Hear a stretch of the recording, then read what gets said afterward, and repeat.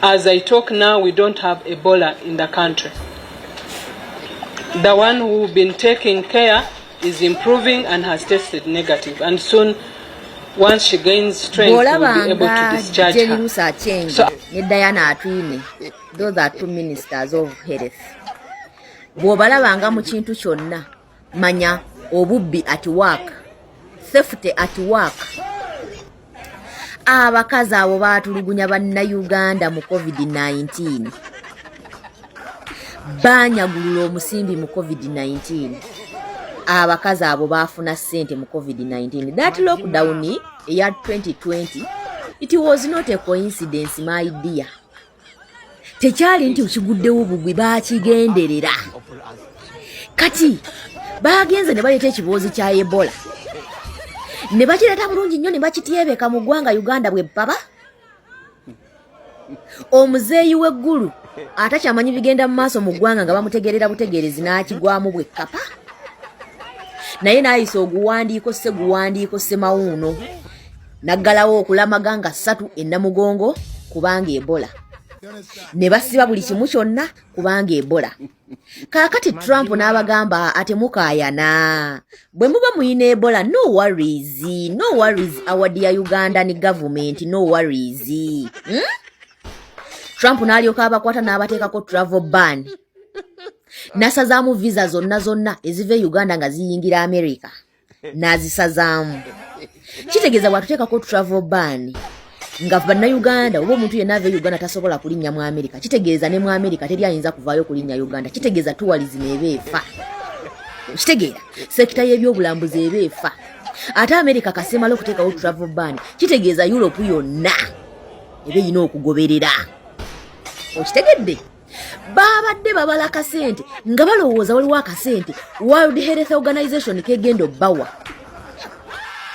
Kubanga maama baafunye like ekirwadde namunzisa Ebola.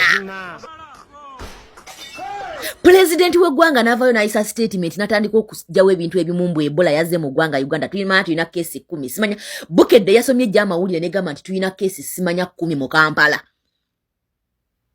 Okitegeera? Tulina keesi 10 mu Kampala zavudde simanya ku mukazi eyavudde luddawa. Kati right now Minister of Health avaayo atugamba we don't have Ebola in Uganda. So you were mistaken. Kati abantu bemwasalizzaamu amakubo gaabwe okuva gye bava yonna okujja namugongo okulamaga. How are you going to compensate them? How? Abantu abasaliddwa mu visa zaabwe ku American Embassy, ku embassy zonna ezeetoolodde eggwanga Uganda ezigenda Europe. How are you going to compensate them? You people, you unprofessional simanya ministers abali mu ggwanga Uganda abakola ebyekifere. Wolaba awali Jenny Rusa Achenge ne Diana Atwine aba abakazi tamale mirundi yabakubanga ku macha mutuntu n'olweggulo nga tulooza tamale mirundi ayina futwa kwa aba abakazi. Aba abakazi bayaye banyugunya. Bateekateekawo katemba ne bateekateekawo agalwadde g'ekisiru nga balowooza bagenda kufuna sente internationally. You people, you have passed sovereignty bill. And you told us that you don't want any foreign country, any foreign simanya influence, any foreign money to enter in Uganda. And you are here playing your circuses so that you can get money from World Health Organization. But Trump banango bate tumanyi tuli kuwaka ki. Donald Trump tetumanyi tuli mu wakaki. Yagambye, okay, you have Ebola, no problem. Stay with your Ebola there. Stay with your Ebola in your country. Don't close to America. Stay there with your Ebola. Katibata okupapala. They are the one who declared that we have Ebola in Uganda. Ne batandika okusoma kesi. Bantu 10, bantu 8, bantu nyenyenye. Abavudde bundi bujo. Abavudde Kongo ku border. Bayingidde Kampala. Ebola atuse mu Kampala. Ebiwulire byamwe ebyabukedde ebyekisirusire bitalina magezi. Nga mutiisa abantu ngera mulaga nti mugenda mu lockdown. Era minister Gulo yavuddeyo yennyini ku mawulire gabukedde n'agamba tugenda mu lockdown just because of Ebola. Era Museveni olwayogedde ne batandika okuggala abantu. Abantu babagadde waneene Lukaya. Ne babalemesa n'okkola. Olunaku lwajjo olwayise. Mbu Ebola balangiridde lockdown. But right now ono Diana Atwina ali mutugamba we don't have any Ebola. So abantu abafiiriddwa ebintu wawe, how are you going to compensate them because of your lies?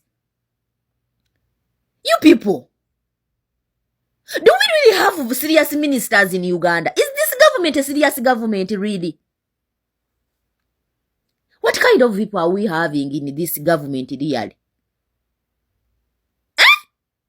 Nemufiiriza abantu ensimbi n'ensimbi omudidi n'omudidi nemufiiriza abantu ebintu byabwe, and you are here telling us rubbish, but we don't have Ebola in Uganda. How? Mwakitegedde nti we don't have Ebola in Uganda, yet you are the one who declared that we have Ebola case in Uganda, and you blocked so many businesses, you blocked so many things, and many Ugandans basaziddwa mu visa zaabwe zigenda mu Europe, zigenda especially America. And right now you are telling us that we don't have Ebola when people have lost their money, when people they have lost their businesses. Namugongo mwamusazaamu. So is the president going to come out and now say that okay, Namugongo, it's okay, you can go? Eh? President yawadika ekiwandiko ng'agamba nti basazizaamu Namugongo just because of Ebola. Right now agenda kuvaayo awandika agamba nti kati tubakkiriza we don't have Ebola in 1 week. That you have played that katemba in 1 week. On Monday, on Tuesday, we have Ebola. Ebola cases have increased. We have Ebola in Kampala. Ebola has reached in Kampala. And on the second day, Tuesday, and Wednesday, and Thursday, we don't have Ebola. You people, are you serious? Are you jokers? Kwegamba mubadde munoonya wakuferera musimbi ogutokomoka. Mubadde munoonya omugendo okukubira billions of dollars or pounds or euros ne zibasala. Trump yalinnye mu kagaati. Trump yalinnye mu muwumbo. Kati muzze kulya bigambo byammwe. You came out and changed your statements. We no longer have Ebola. Just like that. You have played on our minds just like that, and you are going to go with it. Just because you wanted to steal.